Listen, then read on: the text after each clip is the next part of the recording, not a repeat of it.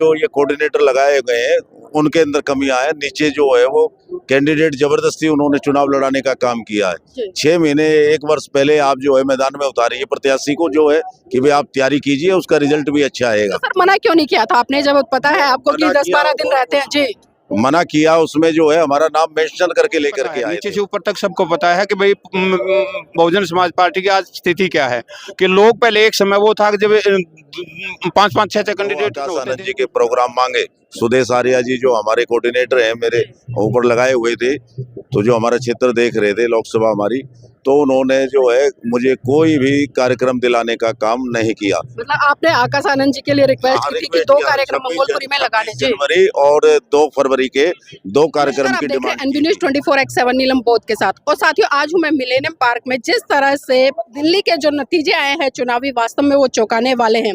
जिस तरह से लगातार 27 साल के बाद भारतीय जनता पार्टी का जो एक इंतजार था वो खत्म हुआ और फुल फ्लैश के साथ में भारतीय जनता पार्टी जीत कर आई है। तमाम पार्टियों ने अपनी पूरी तरह से भागीदारी निभाई है और जो बसपा का रिजल्ट था वो भी किस तरह से आया आप सभी ने देखा। मेरे साथ में मंगोलपुरी विधानसभा के बसपा के जो प्रत्याशी है जिन्होंने अभी वर्तमान में चुनाव लड़ा है, आदरणीय मुकेश कुमार गौतम जी वो है, तो उनसे जुड़ूंगा, जानने का प्रयास करूंगी कि जो उनकी विधानसभा में जो रिजल्ट आया है उसको किस तरह से देखते हैं, क्या उस रिजल्ट से संतुष्ट है या कुछ और कहना चाहेंगे। सर आपका स्वागत है एनबी न्यूज में। आपके चैनल का पहले बहुत बहुत साधुवाद करना चाहूंगा कि चुनाव के समय में आपने हमारी सारी कवरेज की, हर टेबल का भी, हर पोलिंग स्टेशन पे पहुंचे, आपको बहुत बहुत साधुवाद, आभार। सर कमियां कहाँ रही, क्योंकि मैं जानना चाहूंगी और हमारे दर्शक भी जानना चाहेंगे, वोट कितना पड़ा पहले तो ये बताइए। मुझे 724 वोट मिला है मंगोलपुरी विधानसभा AC 12 में।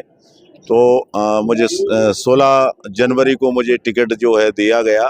मैंने कोई आवेदन भी नहीं दिया था पार्टी कार्यालय में जी। तो वो प्रभारी जी घर पर आए और उन्होंने कहा भाई 17 लास्ट डेट है, आप नॉमिनेशन करें। मैंने नॉमिनेशन किया तो पार्टी संगठन के भी जो है 4 ही लोग जो हैं, आपने मेरे कार्यालय में जाके कवरेज की, मेरे साथ में संगठन के 4 ही लोग थे। मतलब मंगोलपुरी में बसपा का कोई संगठन नहीं है, सिर्फ 4 लोगों की बात। 4 लोग थे, 4 लोगों से चुनाव नहीं लड़ा जा सकता।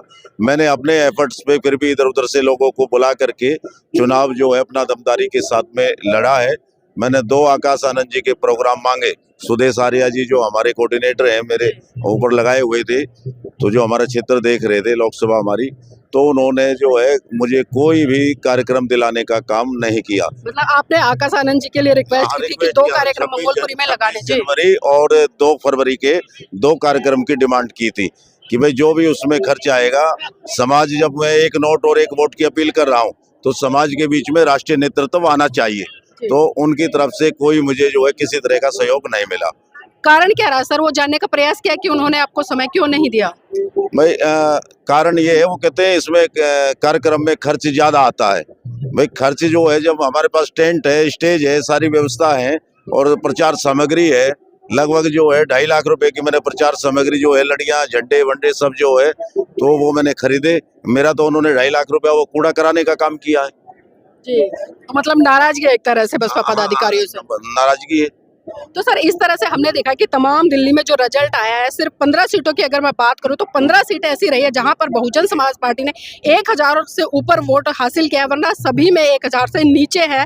और एक विधानसभा तो नरेला की शायद वो निल गई है और एक विधानसभा से टिकट नहीं दिया है। मतलब 70 में से 69 विधानसभाओं पर प्रत्याशी, लेकिन जो रिजल्ट है कुल टोटल अगर मैं वोट परसेंटेज की बात करूं तो 60,000 वोट भी पूरी दिल्ली में बसपा इकट्ठा नहीं कर पाई है। तो कमियां कहाँ देखते हैं आप? कमियां जो ये कोऑर्डिनेटर लगाए गए हैं उनके अंदर कमियां है। नीचे जो है वो कैंडिडेट जबरदस्ती उन्होंने चुनाव लड़ाने का काम किया है। 6 महीने 1 वर्ष पहले आप जो है मैदान में उतारिए प्रत्याशी को, जो है कि भाई आप तैयारी कीजिए, उसका रिजल्ट भी अच्छा आएगा। तो सर मना क्यों नहीं किया था आपने, जब पता है आपको कि 10-12 दिन रहते हैं? जी मना किया, उसमें जो है हमारा नाम मेंशन करके लेकर के आए थे। वो जबरदस्ती तो नहीं कर सकते थे, आप चाहते तो उनको मना कर सकते थे, क्योंकि 10-12 दिन में कोई भी चुनाव नहीं लड़ा जाता। ज्ञानेंद्र जी है कि भाई हम पूरा सहयोग करेंगे इसमें आपके साथ में। तो अब शाम के टाइम वो अपने काम से फ्री होकर के आते थे, और जबकि मैं कहता हूँ आप पार्टी का पद लेते हैं तो कम से कम चुनाव के समय तो 10 दिन 15 दिन जब तक प्रचार होता है, अपने आप को पार्टी के लिए समर्पित रिजर्व रखें कि 24 घंटे हमें देना है। तो अब शाम को 2 घंटे 3 घंटे देंगे तो उससे कोई रिजल्ट नहीं आएगा किसी भी विधानसभा पर। तो सर आने वाले समय के लिए क्या संदेश देना चाहेंगे ताकि संगठन मजबूत हो जाए और जो प्रत्याशी बेचारे चुनाव में उतरते हैं, मेहनत करते हैं, पैसा भी लगाते हैं, लेकिन जब रिजल्ट आता है तो वो शून्य दिखाई देता है। आने वाले आगे के समय में जैसे निगम के चुनाव आ रहे हैं, तो मैं अभी से पार्टी जो है हाईकमान से, राष्ट्रीय नेतृत्व से यही अपील करना चाहूंगा कि जिनको भी आप नुमाइंदा बनाना चाहते हैं और पार्टी का अच्छा भविष्य चाहते हैं कि भाई रिजल्ट निकले, सीटें निकले, तो अभी से तैयारी करवाना शुरू कर दें जो है। जी चलिए ठीक है, मेरे साथ में कुछ मुंडका विधानसभा से भी लोग हैं, उनसे भी जुड़ने का प्रयास करूंगी। सर जानना चाहूंगी, मुंडका विधानसभा से आदरणीय स्नेहलता जी को उतारा गया था, तो किस सुमनलता जी को किस तरह का रिजल्ट रहा उनका जो है ना, वो अपने ग्राउंड क्षेत्र से जो है ना वो बाहर ही नहीं गई, ना उन्होंने कभी काम किया। और वो तो सिर्फ हमने एक दिन बात भी की थी कि भाई आप इलेक्शन लड़ना चाहते हो तो कम से कम जो है ना काम तो करो ना। तो कहते हैं कि भाई हमें पहचान के लिए जो है इलेक्शन लड़ना है। वो पहले पार्षद के लिए इलेक्शन में भी खड़े हुए थे, तो पार्षद में भी उन्होंने जो है ना कोई खास काम नहीं किया ना। जो है ना वो डोर टू डोर, जैसे पिछले साल तो हम उनके गांव, पूरे गांव में जो है ना हमने उनके साथ में काम भी किया, उनके डोर टू डोर भी गए। अब की बार तो वो आई नहीं, एक बार भी ना उनको अच्छा काम किया। और इसकी कंप्लेंट पदाधिकारियों को या दिल्ली प्रदेश के जो अध्यक्ष है उनको करने का प्रयास किया निचले कार्यकर्ताओं ने? स्थिति तो ये है कि उनको भी पता है, नीचे से ऊपर तक सबको पता है कि भाई बहुजन समाज पार्टी की आज स्थिति क्या है। कि लोग पहले एक समय वो था कि जब 5-5, 6-6 कैंडिडेट होते थे और वोट देने के लिए भी और सहयोग देने के लिए भी पैसे भी, एक समय वो था 19 पार्षद थे। और हमारे उत्तरी क्षेत्र से जो है 17 जो है वो थे, 17 निगम पार्षद थे और काफी जो है अच्छी लोगों के एक रुझान भी था। लेकिन धीरे धीरे जो है पता नहीं क्यों लोगों में जो है वो समझ जो है नहीं आए, समझ से बाहर है। सर मुंडका विधानसभा से कितना वोट पड़ा है बीएसपी पार्टी को? बीएसपी पार्टी का मैंने तो देखा नहीं अभी कितना है एग्जैक्ट, बाकी नॉर्मली है, कोई वही 500-400 के वोट। पिछली बार भी उसका 800 कुछ वोट मिले थे। तो इतना वोट पड़ता है, लेकिन फिर भी हम देखते हैं कि जो संगठनात्मक है उसमें कोई सुधारवादी दृष्टिकोण नहीं होता, समीक्षाएं नहीं होती है, किसी तरह का कैडर नहीं चल रहा है। आज भी कैडर की तो प्रयास जो है लोग जो है कैडर कराने, बहुजन समाज पार्टी ने कैडर खत्म करके ही तो जो है अपना बंटादार कर लिया। मान्यवर काशीराम साहब की जो वो थी, उन्होंने हर जमीन बाबा साहब डॉक्टर अम्बेडकर को पहुंचाने के लिए पूरे देश में जो है उन्होंने काम किया। लेकिन बहुजन समाज पार्टी जो है वो कुछ लोग तो जो है वो अपनी राजनीतिक उसके अंदर ये सोचते हैं भाई हमें अपेक्षाएं ज्यादा हैं कि हमें कुछ वो बड़ा वो होना चाहिए। फिर जो हमारे ये लगाए जाते हैं, ये क्या करते हैं, ढंग से कोई काम नहीं करता। जब बेंची का जन्म आता है तो रजिस्टर लेकर आ जाते हैं। नाराजगी लग रही है, मुझे लग रहा है बसपा पदाधिकारियों से। वो क्या करते हैं, रजिस्टर। वैसे जो है हम हमारे जो है ना बाबा साहब के और भी तो काम है।